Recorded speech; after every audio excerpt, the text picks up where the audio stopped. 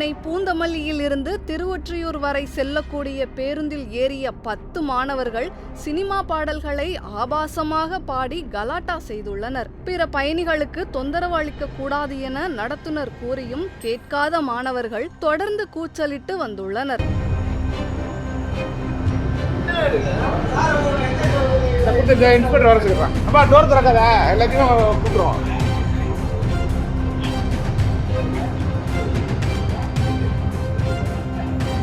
இதனால் நடத்துனர் போலீசுக்கு போன் செய்து பேருந்துகளின் கதவுகளை மூடிக்கொண்டு நிற்காமல் ஓட்டி சென்றார். பின்னர் திருவான்மியூர் அஜாக் பேருந்து நிறுத்தத்தில் காத்து கொண்டிருந்த போலீசாரிடம் மாணவர்களை ஓட்டுநர் மற்றும் நடத்துனர் ஒப்படைத்தனர். அவர்களை போலீசார் சோதித்ததில் அனைவருமே போதையில் இருந்தது தெரிய வந்துள்ளது. மேலும் அவர்களின் பைகளில் சோதனையிட்டதில் 2 கத்திகள் கண்டறியப்பட்டு பறிமுதல் செய்யப்பட்டுள்ளது. இதனால் போலீசார் மாணவர்களை கைது செய்துள்ளனர்.